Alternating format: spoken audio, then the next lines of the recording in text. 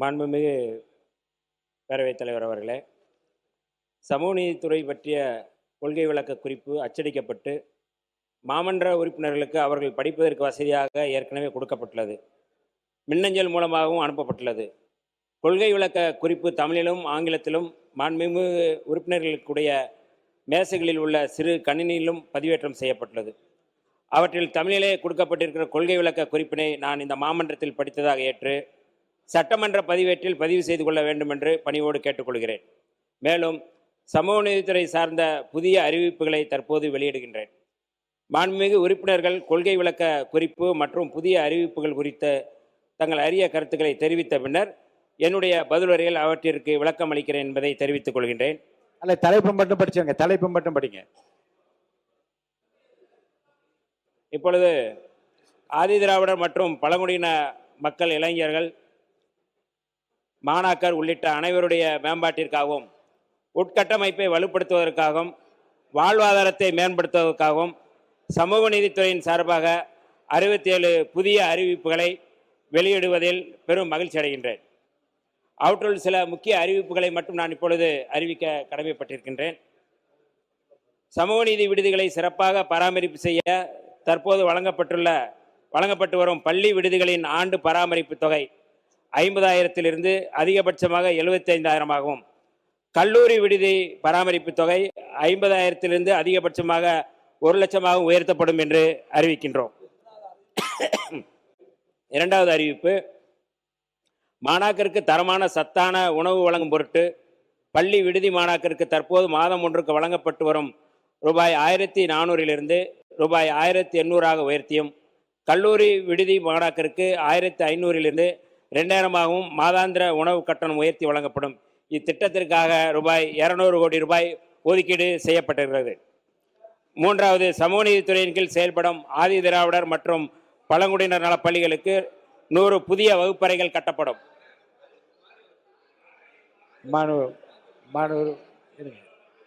இல்லை, நான் முக்கியமானதை மட்டும் நான் படிக்கிறேன். கொஞ்சம் பொறுமையா நீங்க புத்தகத்துல நம்பரும் நீங்க படிக்கிறது மாறி வருது. புத்தகத்தை பார்த்து படிங்க. அந்த புத்தகத்தை படிங்க. அதுதான் நம்பர் எண்கள் மாறி வருது. நீங்க கையில வச்சிருக்க குறிப்பு எண்கள் மாறி வருகிறது. நீங்க புத்தகத்தை வச்சு படிங்க. கரெக்ட். ஆமா, புத்தகத்தை. மூன்றாவது அறிவிப்பு, பள்ளிகளின் அத்தியாவசிய தேவைகளை பூர்த்தி செய்யும் வகையில் ஆதிதிராவிடர் மற்றும் பழங்குடியினர் நல பள்ளிகளுக்கு வருடாந்திர பராமரிப்பு தொகை உயர்த்தி வழங்கப்படும். நான்காவது அறிவிப்பு, ஆதிதிராவிடர் மற்றும் பழங்குடியின மாணாக்கருக்கு 150 சமூக நீதி விடுதிகள் புதிதாக கட்டித்தரப்படும். 5 சமுதாய நிகழ்வுகளை நடத்த ஏதுவாக 100 சமுதாய நலக்கூடங்கள் கட்டப்படும். இப்பொழுது கூட நம்முடைய சட்டமன்ற உறுப்பினர் பலர் இந்த சமுதாய நலக்கூடங்கள் கூடுதலாக கேட்டிருக்கிறார்கள். இந்த 100 சமுதாய நலக்கூடங்கள் கட்டப்படும் என்று அறிவிக்கப்பட்டிருக்கிறது. இன்னும் தேவைக்கேற்ப அந்த சமுதாய நலக்கூடங்கள் கூடும். ஆறாவது அறிவிப்பு, ஆதி திராவிடர் மற்றும் பழங்குடியினர் விடுதியினை நிர்வகிக்கவும் மாணாக்கரின் பாதுகாப்பினை உறுதி செய்யவும் அரண் விடுதி பராமரிப்பு மேலாண்மை அமைப்பு ஒன்றை உருவாக்கப்படும். ஏழாவது அறிவிப்பு, ஆதி திராவிடர் மற்றும் பழங்குடியினர் நலப்பள்ளிகள் மற்றும் விடுதிகளில் சிறப்பாக பணிபுரியும் ஆசிரியர் மற்றும் காப்பாளர்களுக்கு அறிவொளி ஆசிரியர் விருது மற்றும் அறிவொளி காப்பாளர் விருது வழங்கப்படும். எட்டாவது அறிவிப்பு, ஆதி திராவிடர் மற்றும் பழங்குடியினர் தொழில் முனைவோர்களை ஊக்குவிக்க கோயம்புத்தூரில் வணிக மையம் புதிதாக கட்டப்படும். 9வது அறிவிப்பு, சென்னை நந்தனத்தில் பழங்குடியினர் பண்பாட்டு மையம் அமைக்கப்படும். இது ஒரு புதிய அறிவிப்பு, புதிய முன்னெடுப்பு. பழங்குடியினர் பண்பாட்டு மையம் அமைக்கப்படும். 10வது அறிவிப்பு, ஆதி திராவிடர் மற்றும் பழங்குடியினர் விடுதிகளில் அம்பேத்கர் பெயரில் அம்பேத்கர் படிப்பகம் தமிழ்நாடு முழுக்க உருவாக்கப்படும். ஆதி திராவிடர் மக்களுக்கு தேவையான நல உதவிகளை வழங்க ஏதுவாக சமூக நீதி நல வாரியம் அமைக்கப்படும். இந்த நல வாரியத்தில் பல்வேறு நலக்குழுக்கள் இருப்பவர்கள் அதில் சேர்க்கப்படுவார்கள். 12வது அறிவிப்பு, சமூக நீதித்துறையின் கீழ் செயல்படும் 23 ஆதி திராவிடர் மற்றும் பழங்குடியினர் நலப்பள்ளிகள் தரம் உயர்த்தப்படும். இது நிறைய கோரிக்கைகள் வந்ததன் அடிப்படையில் இந்த தரம் உயர்த்தப்படுகின்ற அறிவிப்பை அறிவிக்கின்றோம். 13வது அறிவிப்பு, ஆதி திராவிடர் மற்றும் பழங்குடியினர் மக்களுக்கு உதவும் வகையில் சமூக நீதி அறக்கட்டளை உருவாக்கப்படும். இந்த சமூக நீதி அறக்கட்டளையின் சார்பாக பள்ளிகளுக்கான தேவைகளை அந்த சிஎஸ்ஆர் ஃபண்ட் மூலமாக கூட நாங்கள் அதை கொண்டு வருவோம். அதற்காக அந்த அறக்கட்டளை உருவாக்குகின்றது. 14வது அறிவிப்பு, பொருளாதாரத்தில் பின்தங்கிய 1,00,000 ஆதிதிராவிடர் மற்றும் பழங்குடியின குடும்பத் தலைவிகளின் வாழ்வாதார மேம்பாட்டிற்காக விடிவெள்ளி மகளிர் வாழ்வாதார திட்டம் செயல்படுத்தப்படும். 15 தூய்மை பணியாளர்களுக்கு சொந்த வீடு வழங்க அகம் திட்டம் அறிமுகப்படுத்தப்பட்டு 2500 காங்கிரீட் வீடுகள் கட்டித்தரப்படும். 16வது அறிவிப்பு, பழங்குடியினருக்கான சிறப்பு கல்வி உதவித்தொகை திட்டம் செயல்படுத்தப்படும். 17வது அறிவிப்பு, ஆதிதிராவிட விவசாயிகள் மேம்பாட்டிற்காக வளமிகு வேளாண்மை உதவி திட்டம் அறிவிக்கப்படுகிறது. 18 வீடற்ற பழங்குடியின மக்களுக்கு உறையுள் பழங்குடியினர் குடியிருப்பு திட்டம் செயல்படுத்தப்படும்.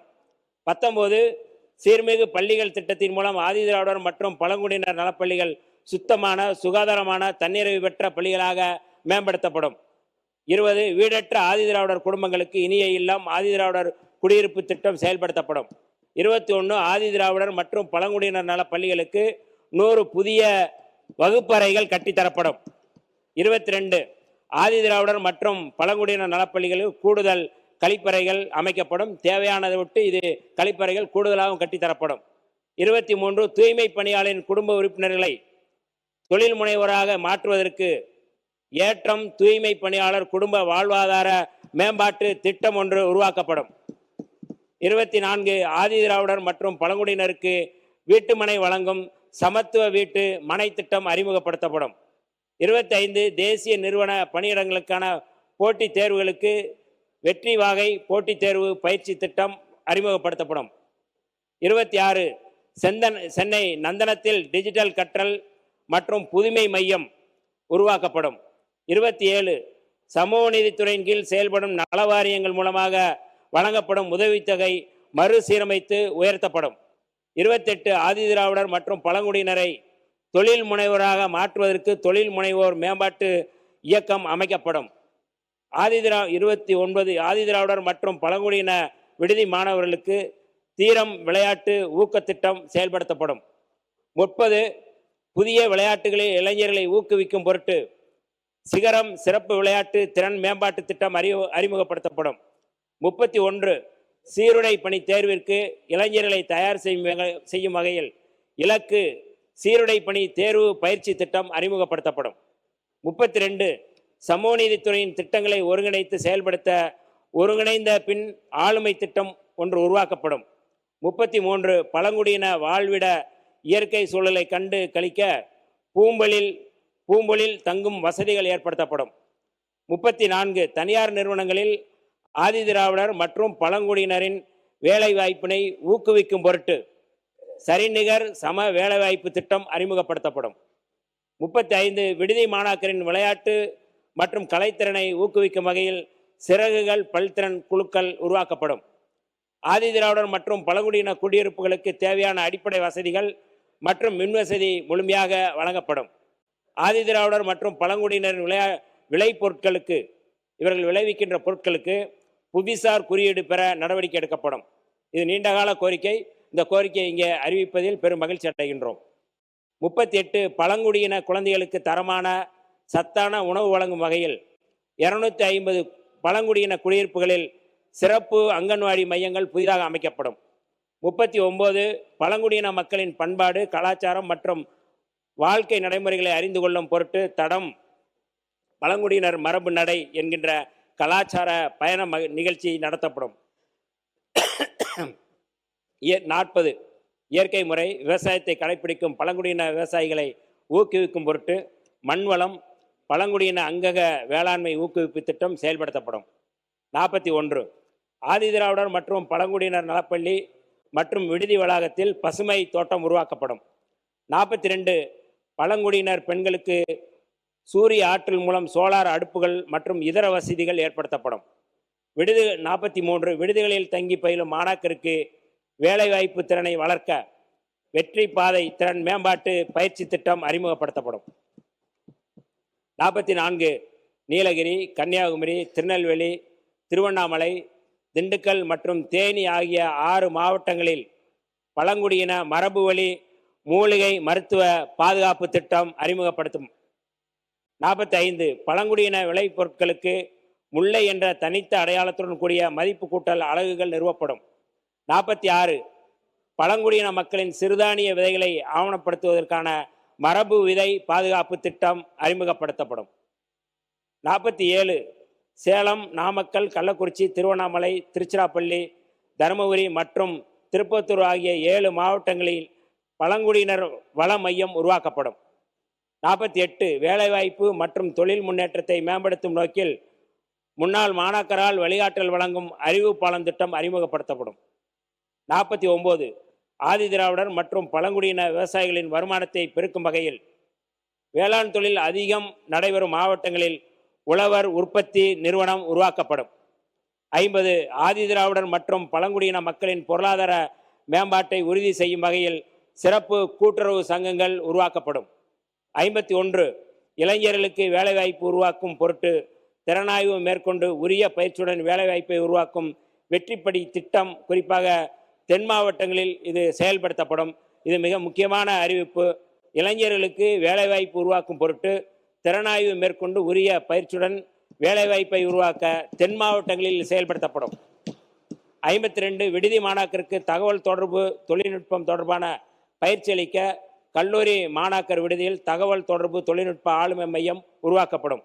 53 பழங்குடியினர் நலனுக்காக தமிழ்நாடு பழங்குடியினர் நிதி மேம்பாட்டு குழுமம் ஒன்று உருவாக்கப்படும்.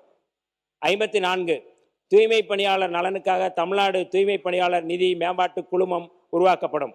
55 ஆதிதிராவிடர் மற்றும் பழங்குடியின இளைஞர்களுக்கு செயற்கை நுண்ணறிவு திறன் பயிற்சி வழங்கப்படும்.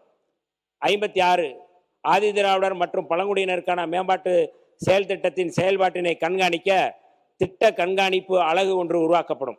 57 வணிகத்துறையில் ஆதிதிராவிடர் மற்றும் பழங்குடியினர் பங்கேற்பினை அதிகரிக்க வணிக வாயில் அதாவது தொழில் முனைவு வாய்ப்பு திட்டம் ஒன்று செயல்படுத்தப்படும். 58 பழங்குடியினர் நலனுக்காக பழங்குடியின மக்கள் தொகை அதிகம் உள்ள மாவட்டங்களில் பழங்குடியினர் நலக்குழுக்கள் உருவாக்கப்படும். 59 தூய்மை பணியாளர்களின் கோரிக்கைகளையும் தேவைகளையும் நிவர்த்தி செய்ய ஏதுவாக தூய்மை பணியாளர் நலக்குழு உருவாக்கப்படும். 60 வணிக வங்கிகளின் புரிந்துணர்வு ஒப்பந்தம் மேற்கொண்டு ஆதிதிராவிடர் மற்றும் பழங்குடியினருக்கான கடன் வசதி எளிதில் கிடைக்க நடவடிக்கை மேற்கொள்ளப்படும். இது நீண்டகாலமான கோரிக்கை. இந்த கோரிக்கை இந்த அவையிலே எளிதாக கடன் வழங்குவதற்கான வசதிகளை ஏற்பாடு செய்ய அறிவிக்கிறோம். 61 பழங்குடியினர் மொழிகள் குறித்த சான்றிதழ் வகுப்புகள் நடத்தப்படும். பழங்குடியினர் மக்களுக்கான அவர்கள் பேசக்கூடிய மொழிகள் குறித்த சான்றிதழ் வழங்கப்படும், வகுப்புகள் நடத்தப்படும். 62 ஆதிதிராவிடர் மற்றும் பழங்குடியின இளைஞர்களை கலைத்திறனில் ஊக்குவிக்க கலை பட்டறை மூலம் நவீன கலைத்திறன் பயிற்சி வழங்கப்படும். இன்றைக்கு நிறையா சினிமாவில் செல்லக்கூடியவர்கள் நிறையா இங்கே இருக்க தனியார் பயிற்சி மையங்களுக்கு கூத்துப்பட்டறை போன்ற பயிற்சி மையங்களுக்கு செல்கிறார்கள். அங்கே நிறைய பணம் தேவைப்படுகிறது. சினிமாவில் ஆர்வம் உள்ளவர்கள் அந்த மாதிரியான செயல்பாட்டை மேற்கொள்கிறார்கள். இதற்கான தனியான கலை பயிற்சி பட்டறை ஒன்று சென்னையில் இதை உருவாக்குவது என்பது மிக சிறந்த ஒரு வழிகாட்டுதலாக அமையும் என்கின்ற அடிப்படையில் இந்த திட்டத்தை நாங்கள் அறிவிக்கின்றோம். 63 ஊடகத்துறையில் இளம் திறமைகளை ஊக்குவிக்க உட்பயிற்சி உதவித்தொகை வழங்கும் ஊடகத்திறன் ஊக்குவிப்பு திட்டம் செயல்படுத்தப்படும். இது ஜேர்னலிஸ்டுக்கான ஆர்வமுள்ளவர்களுக்கு இது தனியான ஒரு பயிற்சி திட்டத்தை நாங்கள் வழங்குகின்றோம். 64 ஆசிரியர் மற்றும் காப்பாளர்களுக்கு புரிந்துணர்வு பயிற்சி திட்டம் செயல்படுத்தப்படும். ஆசிரியர்களுக்கும் காப்பாளர்களுக்குமான ஒரு முரண்பாடுகள், அங்கே உணவு பிரச்சனை நிறையா இருக்குங்கிறதுனால அவர்களுக்கான ஒரு புரிந்துணர்வுக்கான பயிற்சி திட்டம் அவர்களுக்கு வழங்கப்படும். 65 சமூக நீதி விடுதிகளில் சுகாதாரமான வளாகத்தினை உருவாக்கும் நோக்குடன் கொசு வலை மற்றும் தண்ணீர் சுத்திகரிப்பு கருவிகள் அமைக்கப்படும்.